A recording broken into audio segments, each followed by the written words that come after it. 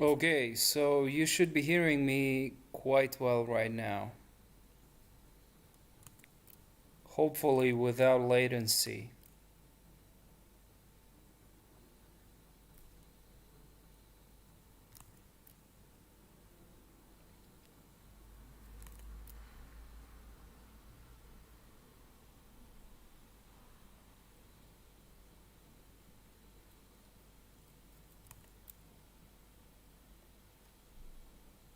Okay, awesome.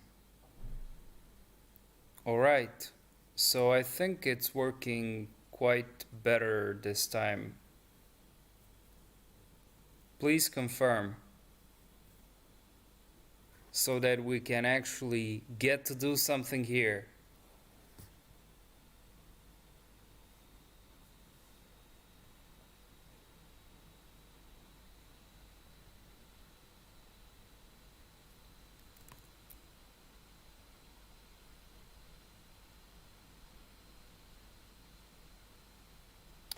Okay, so start shooting your questions.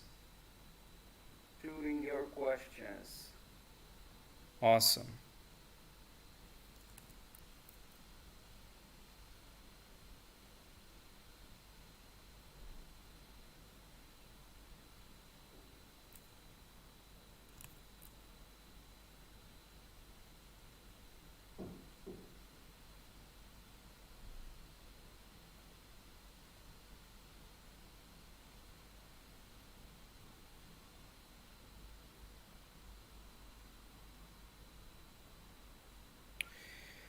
Alright, fellas, so let's get this rolling. What is the best way to practice Windows privilege escalation? Hello, Tai Kwang Gong.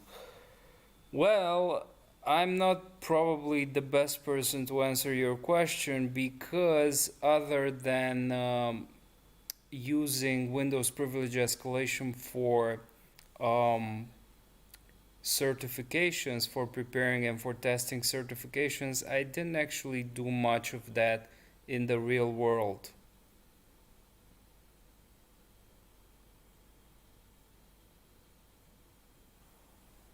Let's go for another one. I'm glad that we have excellent connection here. So the reason that I'm doing before we, I don't know, maybe move into different topics, I'm not going to be here for long, maybe 40 to 45 minutes. The reason that I'm doing this stream is because I wanted to do this stream. I wanted to do the first live stream on my new channel. I'm not sure how many of you know about my new channel, World of X. And I wanted to. What the hell is this? I wanted to do a live stream on World of X, and here I have videos that are so far mostly related to machine learning, and it seems that once you enable live stream, it actually takes 24 hours until you can start using the feature. So on the World of X, this is another channel for actually my experiments. So far I've only been doing videos on machine learning and how to restore old videos, like videos from the 1900s, how to restore, enhance, and take them from very low resolution to 60 frames per second, 1080p, and even 4K, and then colorize them. Like, for example, take this video, which I think is the one that I'm most proud of. Let me just do. So this is actually, this was the original video, and then we have the video that I've enhanced using AI technology. And as you can see, it's 60 frames per second, and it's mind-boggling. It's amazing what AI can do today. So, fellas, I'm not talking about cybersecurity here.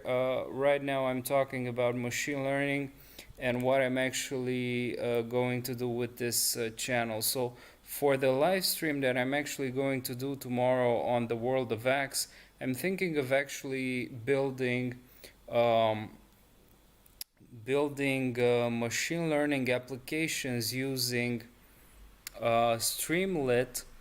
Maybe we're gonna start installing Streamlit and using it with Python.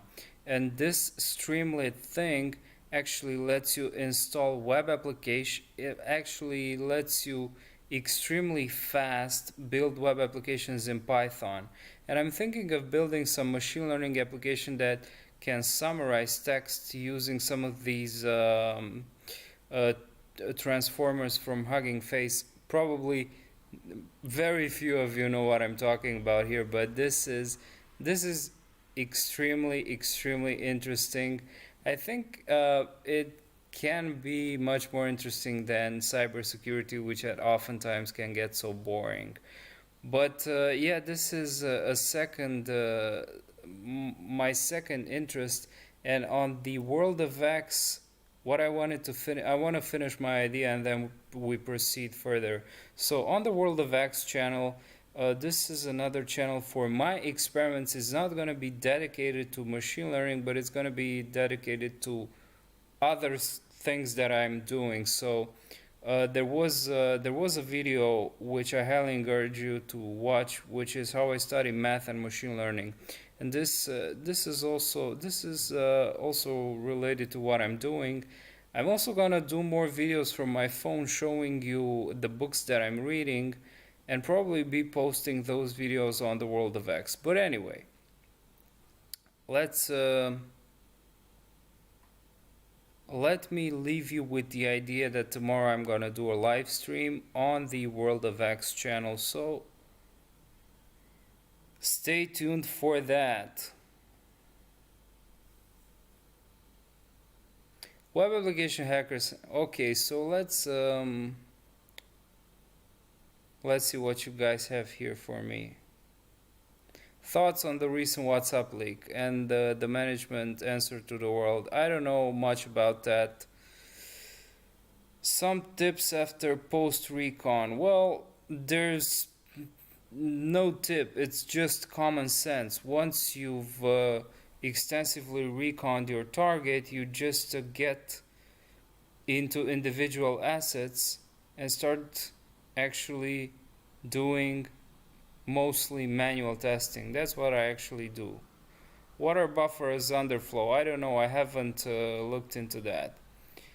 Is it important to take CCNA before? I don't know. Your thoughts on Web Application Hackers Handbook? It's an old book. I think you can.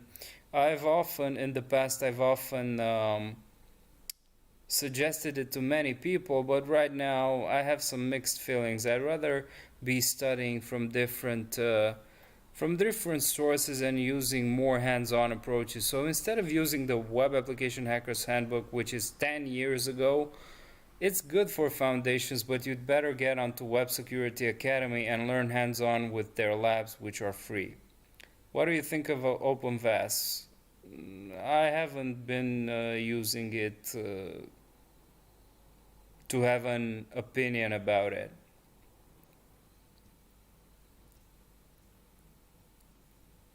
Okay, so Harsh, before making applications, make a roadmap for machine learning and AI.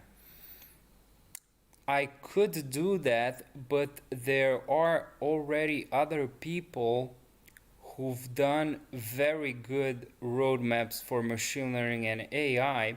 And in the live stream of tomorrow, I'll probably be mentioning those resources because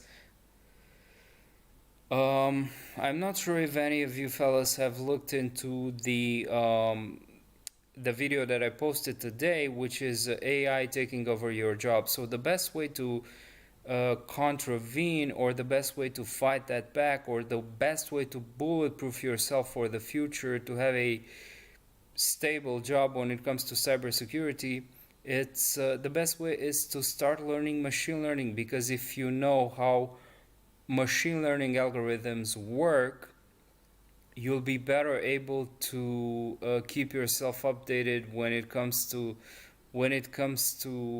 future jobs, because a lot of the AI processes that we're actually automating through recon right now, because a lot of us do recon, and a huge part of recon is actually using automated tools and scripts, and that's actually something that can be better used by machine learning algorithms and AI technology. And in the future, all of that is going to be automated and inputted into a neural network, and it's going to do a far better job. And I'm not exaggerating here. I know a lot of people say that machine learning this and machine learning that, but in the future, if you don't believe me right now, just look into the GPT-3. So what I'm talking about here, just just look into GPT-3. Not necessarily GPT-3 demo, but look up GPT-3 videos on YouTube and see what I'm talking about. This is mind blowing, and so far not many people know about it. What I wanted to say is that to keep yourself up to date for future jobs, when cybersecurity, a lot of cybersecurity processes, and right now a lot of penetration testing processes are taken care by AI technology. Like for example, look into dark trace. Dark trace. You can simply look up dark trace and see how neural networks are being used in cybersecurity. This is, I believe that this is cyber defense, so this is more like a blue team thing. But dark trace is not only dark trace, but technologies similar to dark trace are going to be used in offensive things. So many of you guys think, and I also tend to think from the perspective of sort of like you cannot see the forest from the trees, so you can see yourself inside the forest. And many of you guys are very into penetration testing and bug bounty hunting, and you cannot see the forest from the trees. It's nice, it's okay to do bug bounty hunting, but it's the world is much bigger out there. And I know that I don't want to sound like a negative voice here, but what I wanted to say is that you want to have a higher perspective. Do, like, for the 80% of your time, do your bug bounty hunting, become better, become the expert. But also, to prevent burnout, for the 20% of your time, explore what else is out there. Because otherwise, there are very big chances that you're going to become obsolete. And the skills that you're trying to develop today are not going to be relevant tomorrow. And still, what I want to say here is that look of it like look of it like this. Like maybe 8 or 9 years ago, XSS and SQLI were the most probably the most researched bugs, or the most researched issues in cybersecurity. Some of them there still are, but it's like it's nonsense to focus on XSS and SQLI right now, because I don't know, like for example, I'm talking from my perspective here.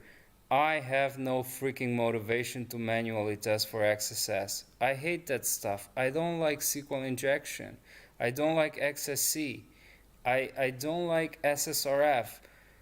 The bugs that I'm focusing on when I do bug bounty hunting, which is like not a great portion of my time, I mostly do bug bounty hunting on Synack because I like the way they handle duplicates.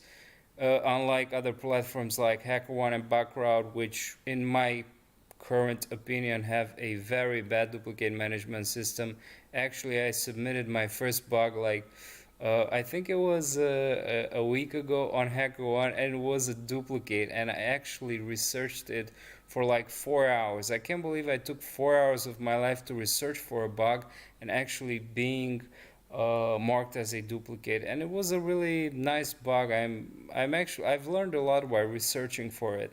So what I want to say is that I maybe at this point I spend a couple of hours in the weekend doing bug bounty hunting on Synac, and that's really rewarding because they have a very, very, very good duplicate management system and a lot of voices from HackerOne and Backroad people on Twitter are actually saying that Synac here and Synac there, but they're actually probably just vetting for their own platforms.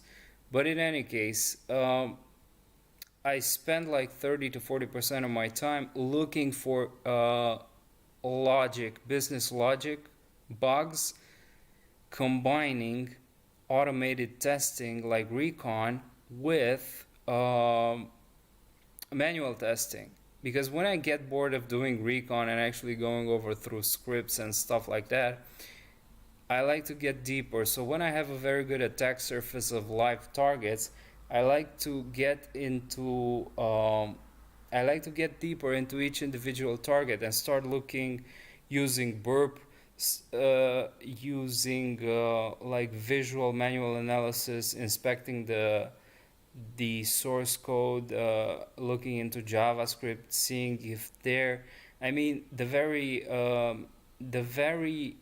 most basic thing that you can do when it comes to JavaScript is looking for keywords like API key and stuff like that and HTTPS. But then, if you know a little bit of coding, you can actually start reading the code and see if there are any flaws in the implementation that you can take advantage of. And in this case, I'm saying that you combine business logic flaws with source code review. This is a very powerful way for someone to find bugs. And in this case, if you're able to be doing uh, source code review plus being able to spot business logic flaws, it is least likely that in the near future your job is going to take over by AI because it's quite hard to automate this kind of stuff. So the more manual the stuff is and the less automated that it can be, the more it's going to take for AI and cybersecurity um, to take over your job. The more time is going to take for AI to take over your job. But I might be wrong because things are changing exponentially, and like if you see what GPT-3 can do, you're gonna be mind blown. Um, so yeah, what I like, the bugs that I like to focus on when it comes to cybersecurity are business logic flaws, misconfigurations. So one, two misconfigurations, three information disclosures, and four source code reviews. So these are the four that I like to focus on. Okay, so there was a very big monologue here, and I hope you guys haven't been bored. Let me actually see if there are any questions. So, Kautsub Chude. Other people of your age are getting into the bug bounty and you're interested with network penetration testing, preparing for ECPPT. Well, if you're interested in network penetration testing, do that. Don't care about what other people do. Bug bounty hunting, especially if you're doing it on public platforms with public programs such as HackerOne, can be extremely frustrated for beginners because they don't have a good duplicate management system, and most of the beginners, probably more than 90% of the beginners who start bug bounty hunting, are going to be crushed by duplicates, and that often puts them off and demotivates them into proceeding further with bug bounties. So I'd rather focus on network penetration testing And that's actually so network pen testing is something that I'm currently studying on INE, and INE is quite expensive. It's like $750 per year, but you can get it for like $50 a month. I think you can do a monthly subscription on it. But my point is that if you're interested in network pen testing, do it. Don't care what other people think. So Harsh, if you're interested in machine learning and deep learning, well, with resources, and cannot wait until tomorrow when I go live on World of X, send me a message and I'll give you a few good roadmaps. Like, message me on Twitter.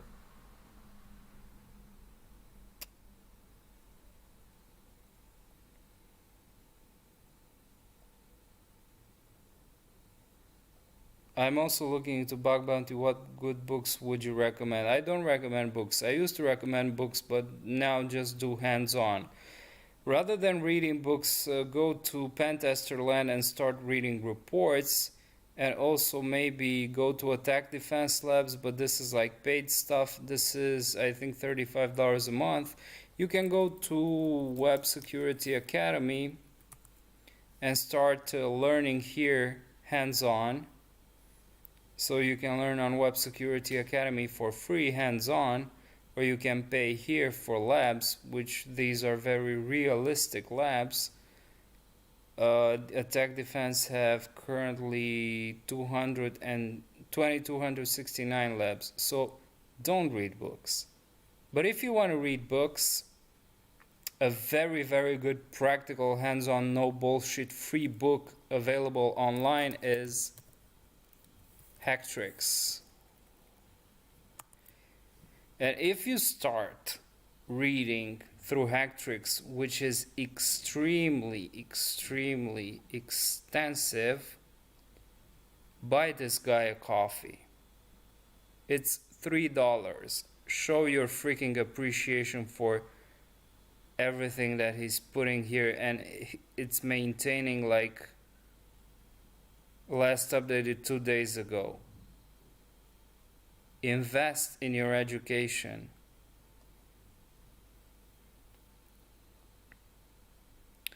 Harsh. That's a harsh commentary. And I tend to agree.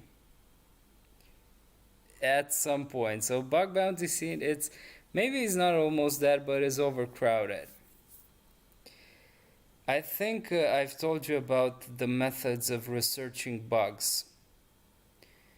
And what I want to add here is that I am not, if you come from the standpoint of being desperate about making money, it's gonna be a short fall. So if you prioritize on money instead of learning and actually developing your own way, because if you do the same automation that everyone is doing, it's very likely that you're gonna get very frustrated very soon, and you're gonna leave the scene and you would never want to come back to it.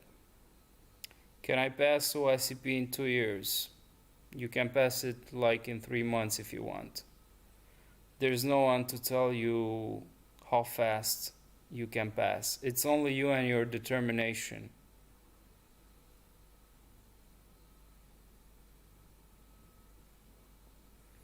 What else do we have here?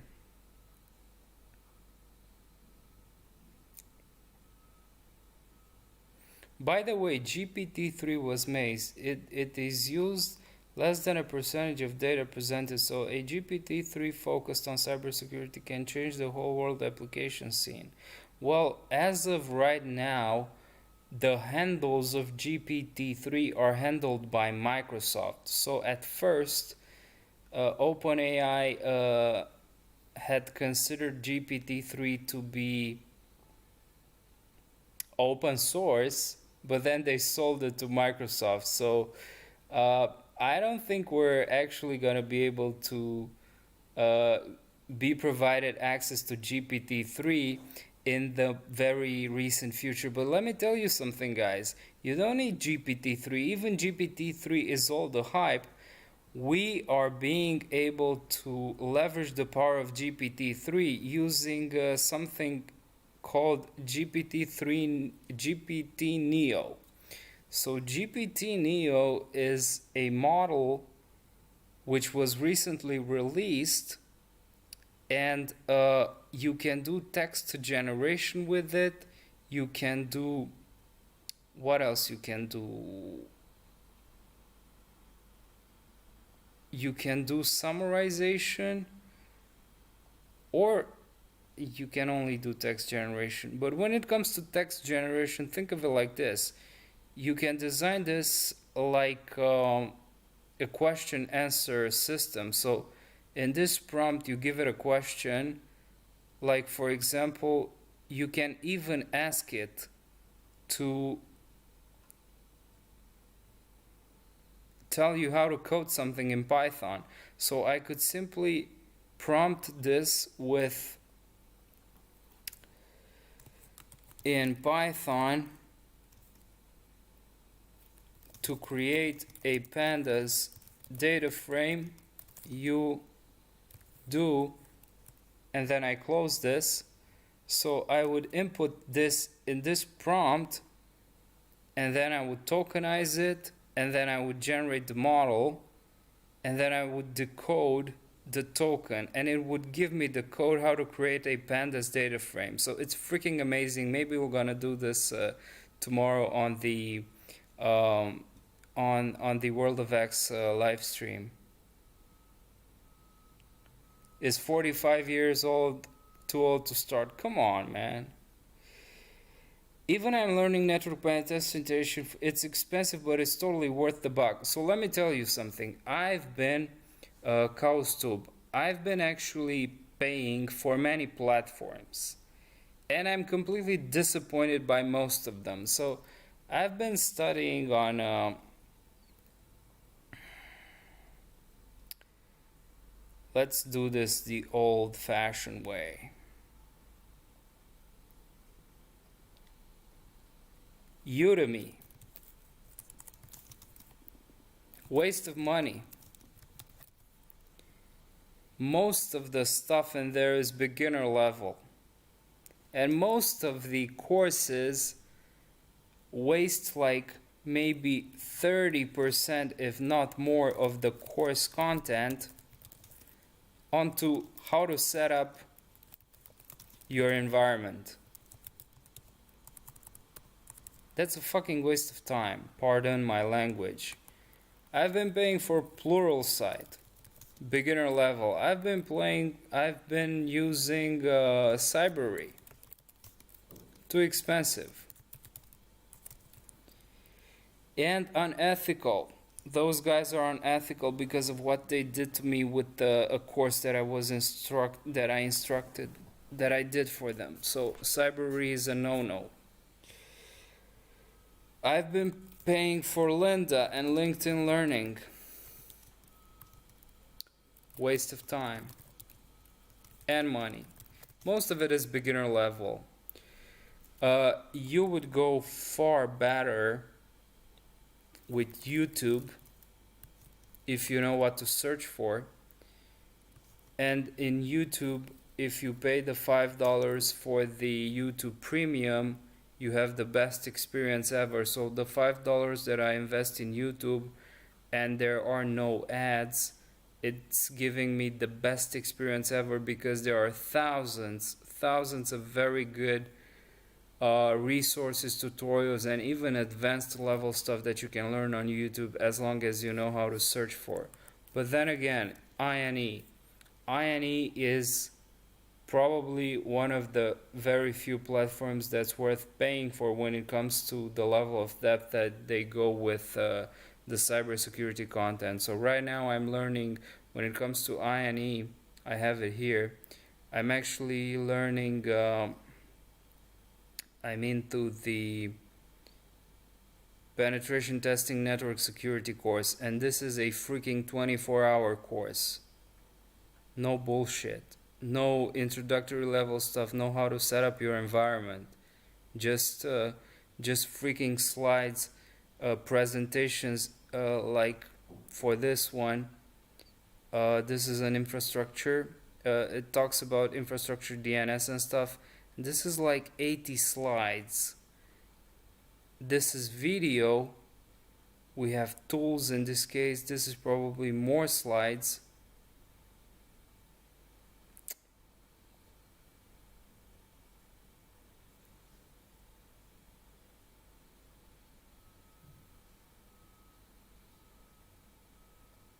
Let's go back.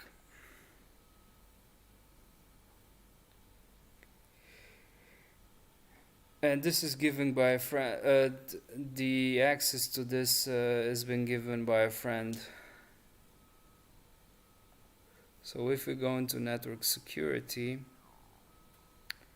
go back to that. If you look at tools,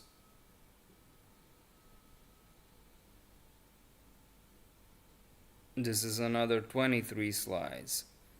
If you look at the information gathering and stuff,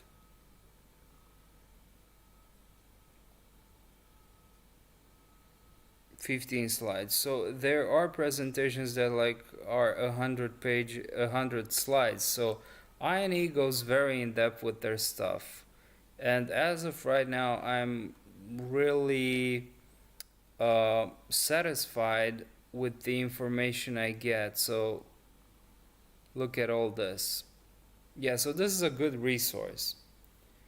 But if you don't have the money, if you don't have $50 per month to pay for INE, you can just do the best you can with Google. And another way with Google, with WebSec Academy for free, another way to do hands-on is the Attack Defense Labs. These are $35 per month, but you have 2,000 realistic labs, and it's well worth the investment.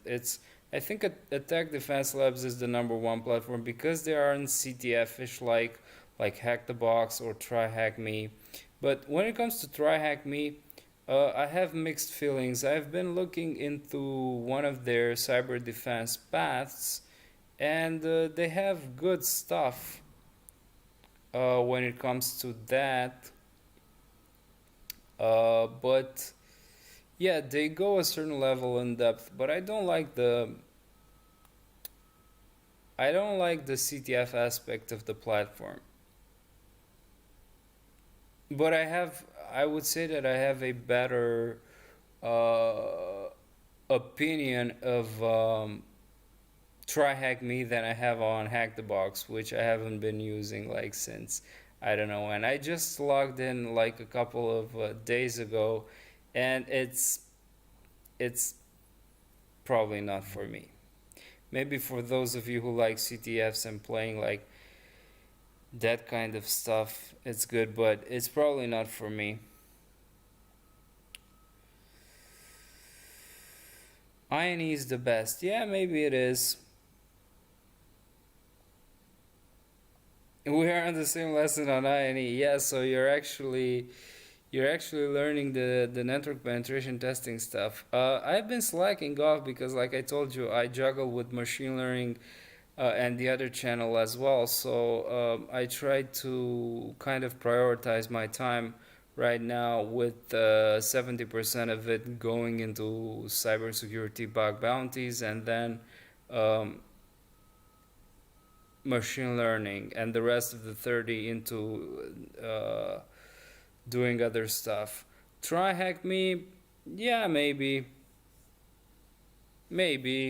but don't do the CTF stuff. I mean, this is my opinion. If you like CTF, do CTFs. But I don't like CTFs. Okay, guys, shoot the questions. I've been monologuing here for way too long. Come on, argue with me. If some of you decide to pay for the attack defense, I've been talking a lot about it in previous videos, and I've been doing walkthroughs in previous live streams, so you can look that up. But let's see what do they have when it comes to AWS. So you have Windows security, reconnaissance on Windows probably, basic exploitations. They are very well categorized. Service exploitations. So for example, you can start learning on hack tricks here, doing let's see, we don't have Windows stuff. You have Windows stuff here. So you start learning theory here, Windows local privilege escalation, and focus on one thing.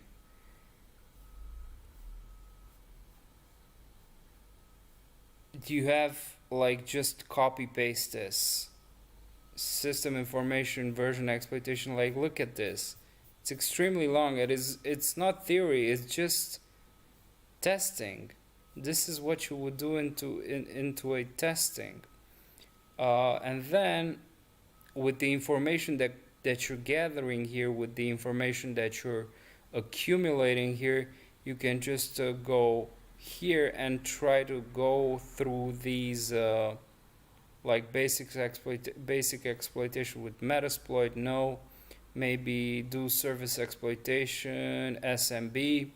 And in this case, let's look here what we have on SMB. You have pen testing SMB, but this is under the pen testing category. You also have some SMB here in the Windows stuff.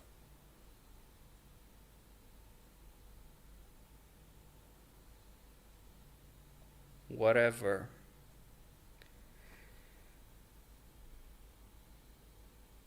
So let's actually start one of these. So you would, like I said, you would go through the very theory, like very applied theory here, and like this is even more than a theory. This is like a guide. It's a checklist for the type of the penetration test that you're doing. So I'd rather have you guys do focus on penetration testing and focus on researching bugs via Google than via through some platform that actually doesn't put the well-being of their researchers on the top of the priority list. And you might interpret that the way you want. How to be motivated? Well, if you need motivation, you should if you need something to motivate you, then you should think that maybe that's not for you. Sorry if that's harsh, but come on, don't ask for motivation.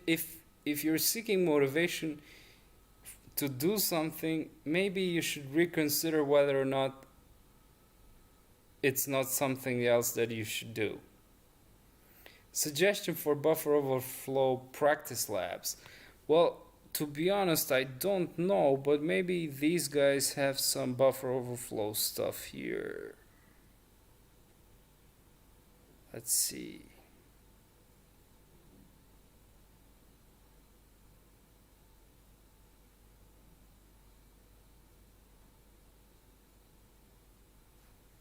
Let's do some overflow.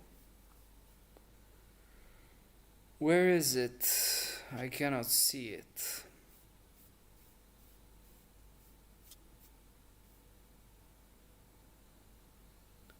If you do a search on overflow, 10 results. So there is not much of overflow on attack defense labs. Maybe the rest of the fellows here that are live know something about overflows. Okay, how to overcome bug bounty fear of not finding bug ever. Come on, man. Starting web penetration testing in 2021, worth it.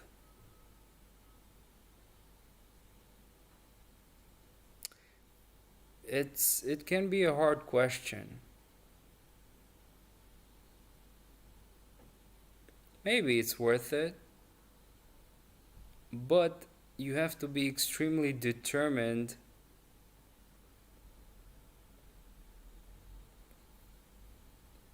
And if you're the kind of person that gets put down by duplicates, and like, it's probably worth it if you're participating in a program that has very few researchers, such as a private program on a platform, or a private platform. So when I say private program on a public platform, that's like private program on HackerOne or Backrowd. And when I say private platform, you can think of a Cobalt or Synac. Maybe that's worth it, but if you're in the same pool with everyone else, like looking for bugs in the same programs on these platforms, in the same public programs, and you're using the same tools like everyone else, you're probably going to get a lot of duplicates if you don't go deep enough.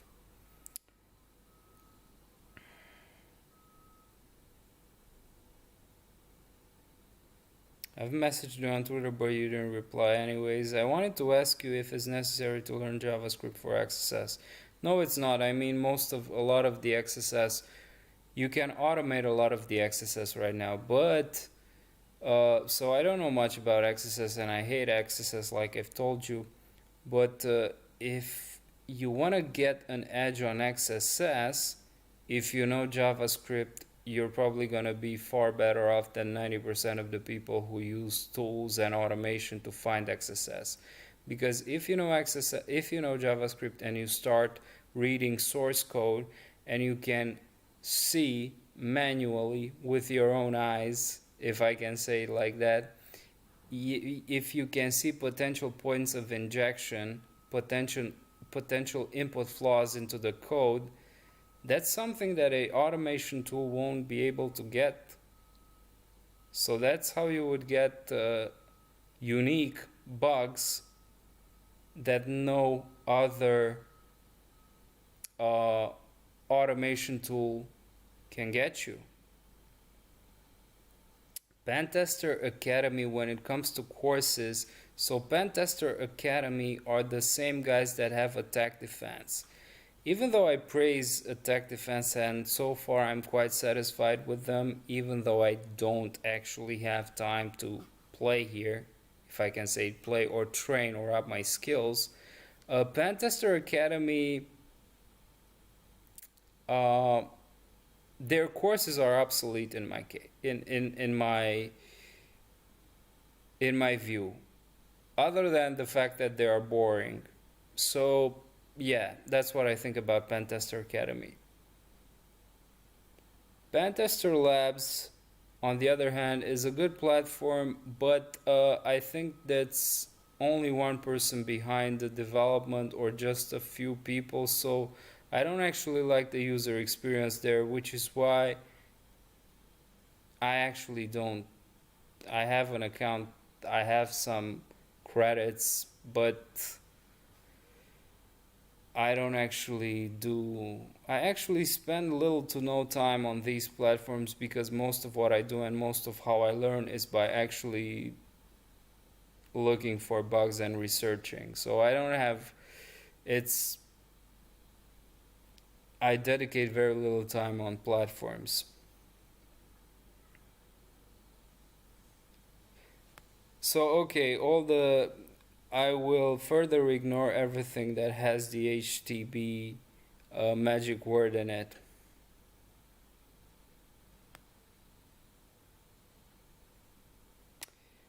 Taekwon Gong, well, that sucks. Is Jason Hedix really good? I don't know. But what I can tell you is that he is a very dedicated educator, and for that I respect him.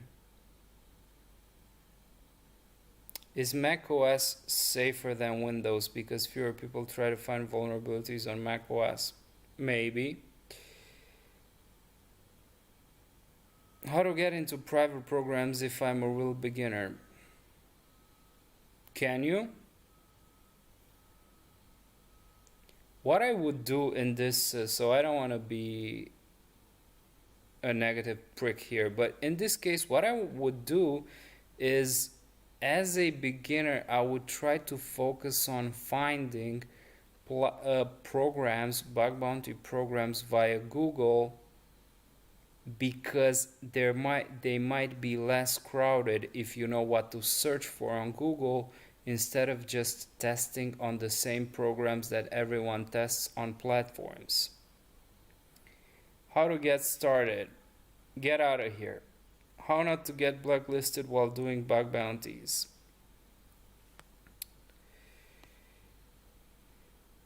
What do you mean by blacklisted?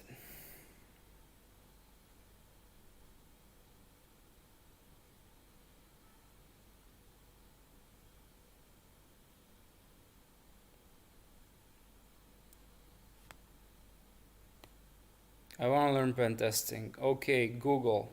Google is your friend. I'm not going to answer the same old questions.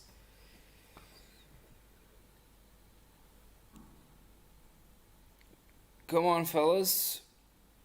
It's already been 46 minutes. Let's see some good questions here, not introductory questions that you can find on Google. Is Synac Red Team the best platform in your opinion? It seems their payouts aren't as high as the other. Well, yeah, that's probably right. They might not have as big of payouts, but what I would say is that they are very clear. So when you actually submit a bug to Synac, you will have a response quite fast, and if your bug is validated, you're going to be paid instantly. So it all happens extremely fast, and their duplicate management system makes you actually foolproof to actually submit a duplicate. When you test on an asset and you submit a report, you will be extremely certain that your report is not duplicate. If it's valid, you're gonna be paid quickly. So yeah, maybe private programs or on HackerOne and Backrowd work similarly and they pay better, but I do not know because I have very little experience with that. Do not be so rude, sir. You were a beginner at once. Of course, but when I was a beginner, I Googled a lot, and I Google a lot right now. So I didn't actually try to waste other people's time asking questions that can be answered by Google in 3 seconds. So I would rather answer questions that are very specific and not answerable by Google than on answering questions that I've already answered in like 10 videos if you look them up on my channel. Okay? What are the most effective exploitation techniques that you use in an internal penetration test? Well, internal penetration tests, if we're talking about network penetration tests, that's a very big can of worms. And in this case, I would suggest looking into the contents, so I might contradict myself here a little bit. I was saying that Udemy can be useless and is useless, but there are some people like the Cyber Mentor, for example, who like to go very in depth with their content. So Cyber Mentor is going to teach you very in depth when it comes to network penetration testing if you look into his courses on on Udemy, and that's much more affordable than actually paying for INE, which is $50 a month. There's no most effective exploitation technique or techniques. It's all specific. So if you have a network to test, you would start doing the recon, you would start seeing which hosts are alive, you would then actually see what's open into each of the hosts, what services are running onto the open ports. You would try to see if you can get more alive hosts by different probing techniques, and that's really interesting. That's what I'm trying to learn at the moment. And once you have a very good map of your network, you can go into individual assets, and depending on the scope, whether the scope is to actually own the entire network or actually check for vulnerabilities and spot vulnerabilities, uh, that's how you would go. So you would be extremely specific. E equals equal. What makes your learning resources less obsolete than the average stuff out there? So I'm gonna respond with another question. What do you mean by my learning resources?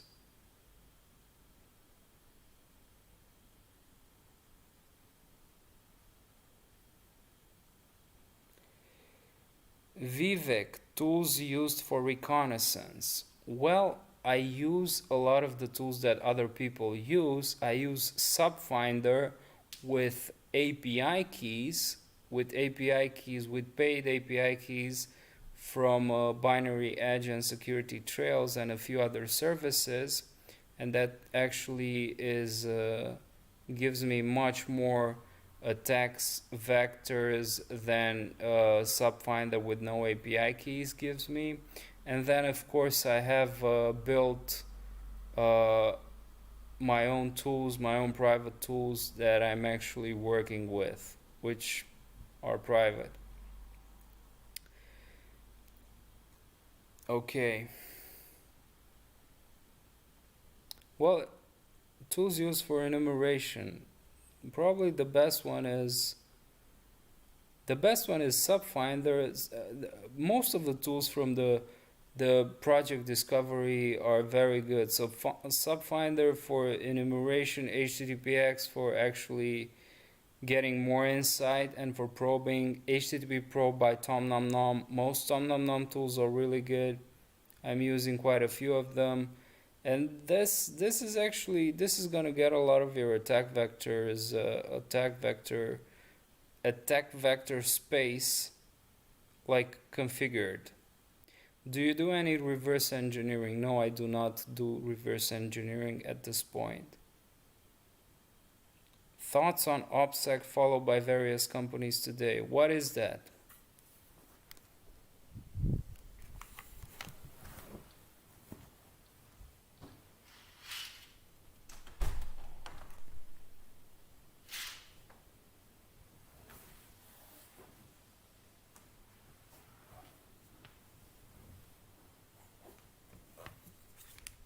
Just a minute, guys, so I'm still here.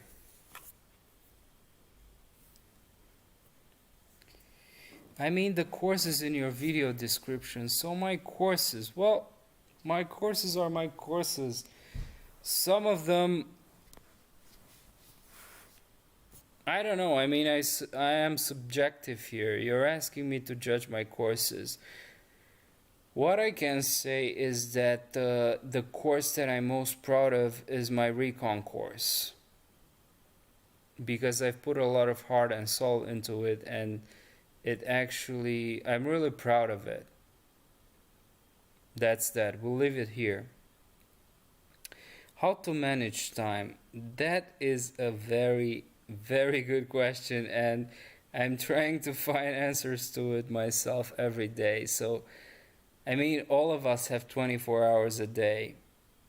And if you take time for relationships, eating, uh, maintaining a good health status, how much time do you have left to actually develop yourself? And plus let's suppose that you're working for 8 hours a day. It's hard to it's all about priorities.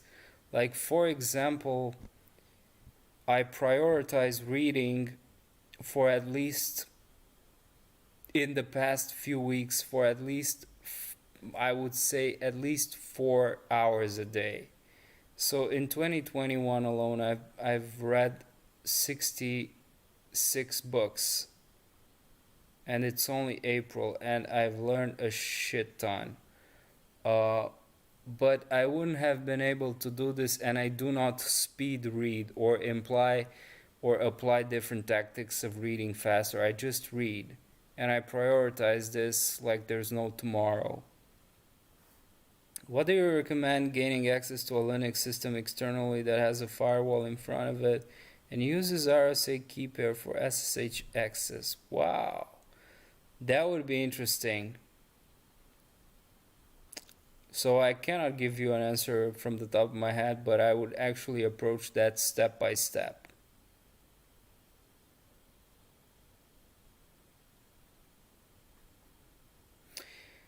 A SAP code. There was a talk on Twitter about bug bounty union. It sounds silly to me because bug hunters are not employees. What are your thoughts?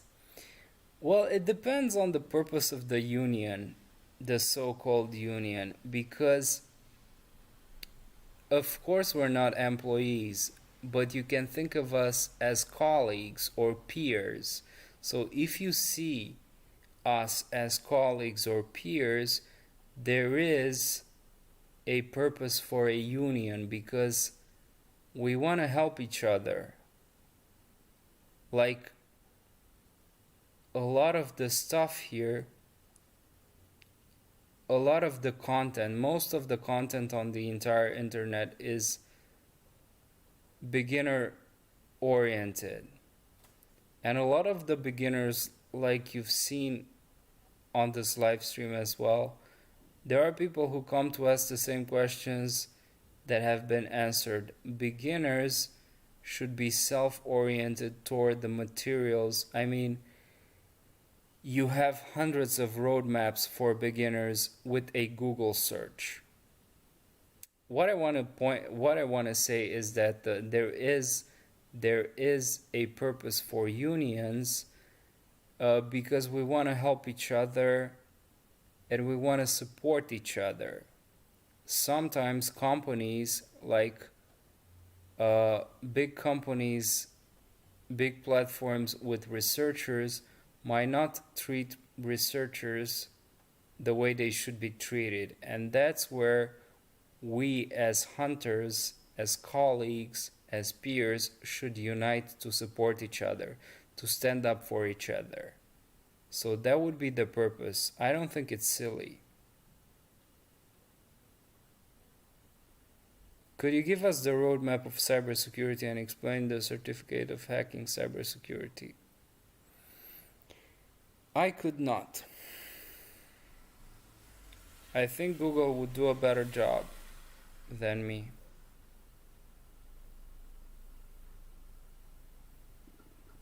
Hello, Lubibi.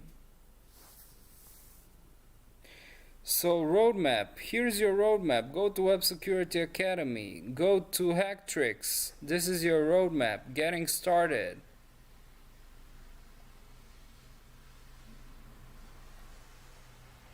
If you are a beginner, this live stream is not for you. Please go to youtube.com and search for beginner roadmap in cybersecurity instead of spending time here where I will not focus on answering questions that are beginner related.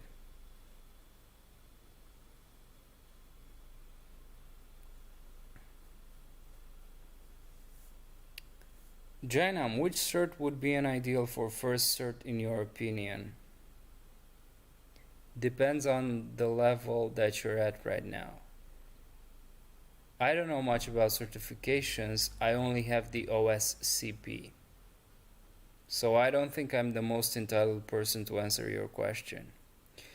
Harsh, what's the time for tomorrow's live session? Well, my friend, that's unpredictable. If it takes 24 hours for the guys at YouTube to actually activate my live feature, then it's going to be no earlier than today 8 p.m. Romania time,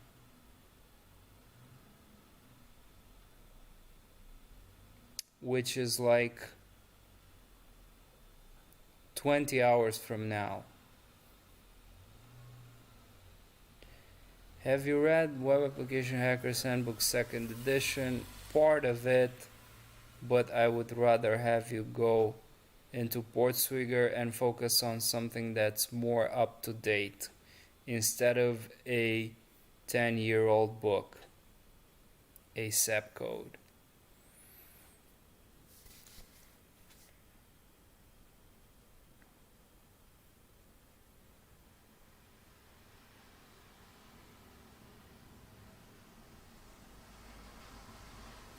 Okay, fellas, let's do one or two more questions. What cyber experiences do you have in companies? I mean, I don't under. I. What are you actually asking?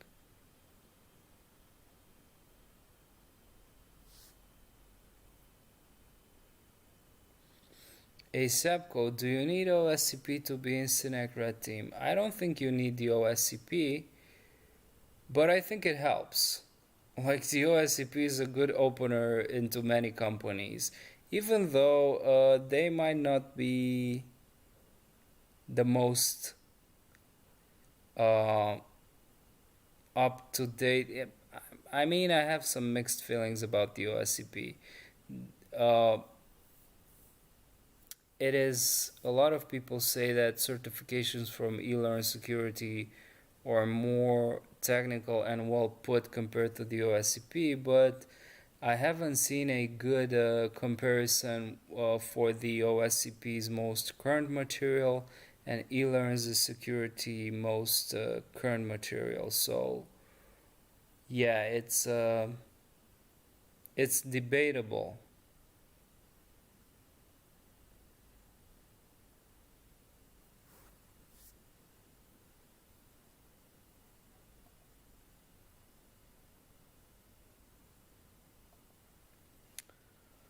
What are your feelings on the OSCP? Well, is this gonna be an OSCP related live stream?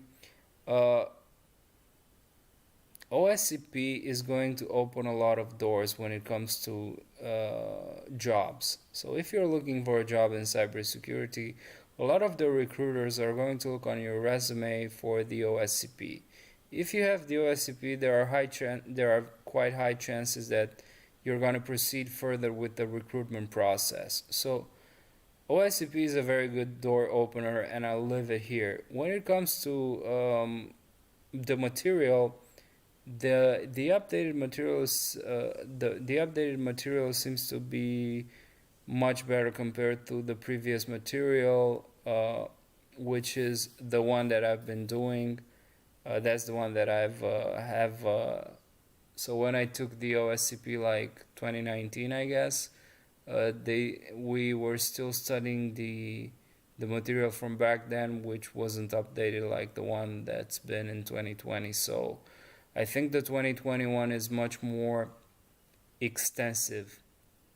So you not only have higher chances of getting recruited, but you also have quite good chances of actually learning something for the money that you're paying. What about Open Sans certs? Well, that's one word, expensive. If someone pays for you, or if you have the money to pay for them, go for it.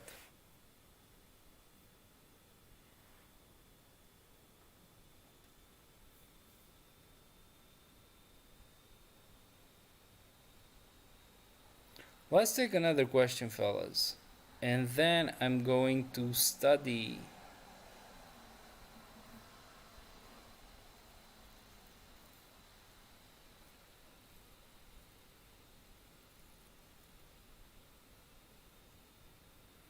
Or shall I be the one to ask you a question?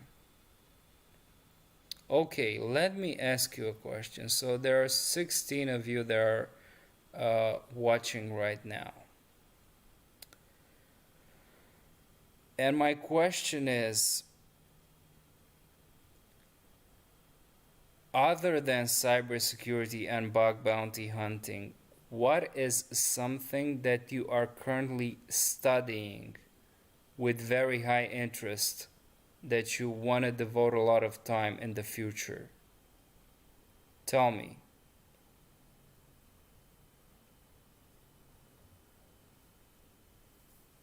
Tell me in the live chat.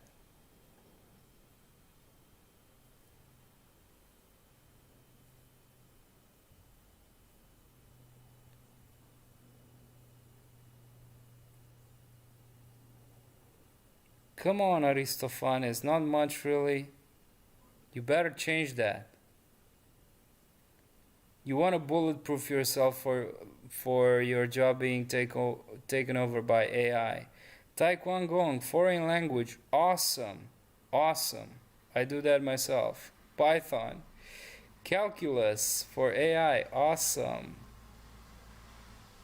Reverse engineering, but I'm focusing on bug bounty. That's good as well. Python is still good. But my second biggest suggestion would be learning Go. And I'm not telling that to you guys, I'm telling that to myself as well. I need to up my game when it comes to learning Go.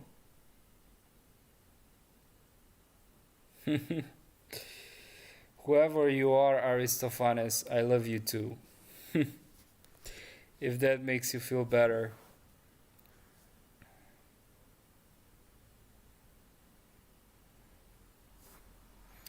Can't believe that there are 20 of you that are here looking at me being acidic here.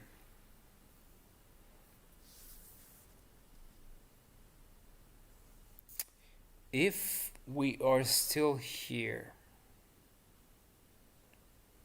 I want to end this on a high note.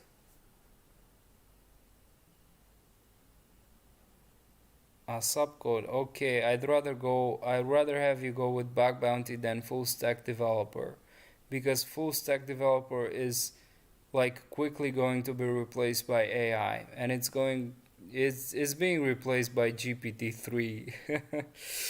I want to end on a very high note, and a lot of you fellas look for other YouTubers. A lot of you learn on YouTube and actually look for content creators on YouTube. So let's actually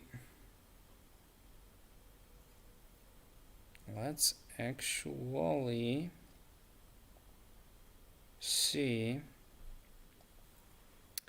a few channels. So first off, we have,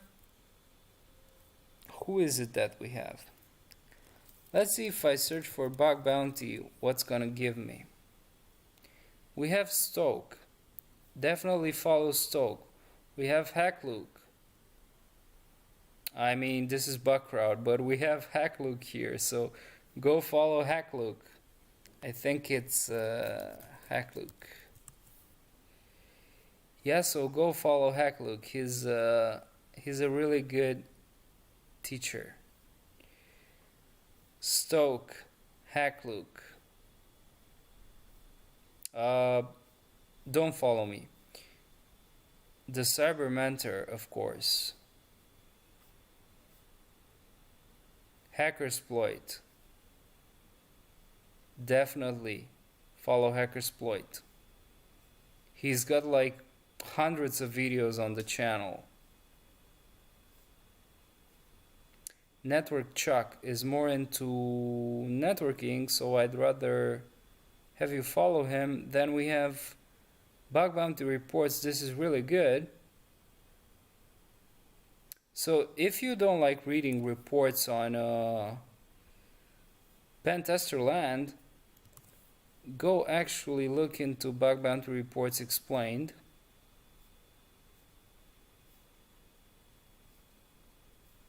DC, go follow DC. I think DC is based in Australia. Anyone else here? Of course, the XSS rat. I've done a video with the XSS rat. Who else is here? Insider PhD, of course. Katie, go follow Katie. She's a great teacher. Nahamsek. Man, I mean, there's a lot of value in Nahamsek's live streams. So you can follow him here on YouTube, and you can also follow him on Twitch, I guess. But you are going to learn a hell of a lot by watching his live streams when it comes to not only recon but actually going in depth in a lot of the topics, and not only in cybersecurity specifically but also in the mindset of a hacker. So definitely Nahamsek has a lot of experience even though he's quite young. The same goes for Stoke as well. Anyone else here? Who am I missing? If it's not here in the first page, of course, the Hackerish. Go follow the Hackerish. And there's also Rogue SMG, which I would also recommend. Hexplained as well. Let's see, there are a lot of my videos in here, so ignore that. Rogue SMG, I guess. Yeah, so definitely go follow Rogue SMG. If we look for a video on a Rogue SMG channel, let's see who is the algorithm recommending. Bug bounty public disclosure.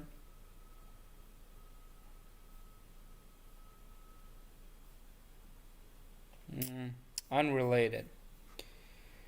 So yeah, I guess you have a list of at least 10 to 15 content creators that most of them are cybersecurity professionals, and you can learn from them for free on YouTube. Definitely take advantage of that. Well, Live Overflow, he's good, but I cannot appreciate the quality of the technical quality of his content because I haven't been watching his videos, so I don't have an opinion on Live Overflow. Tom Nom Nom, of course, but Tom Nom Nom is not very active on YouTube.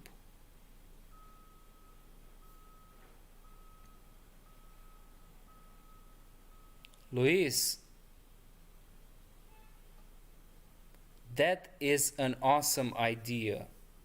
If you start your own YouTube channel and if your content is good, I will retweet your videos and I will help you as much as I can. So go for it. Well, what is my opinion on Hackersploit? Look onto my channel. I have videos with Hackersploit. So I don't think I have to actually say much more about that. Alright fellas, I'm going to leave now, and maybe I see some of you in tomorrow's live stream on the other channel. It has been a pleasure.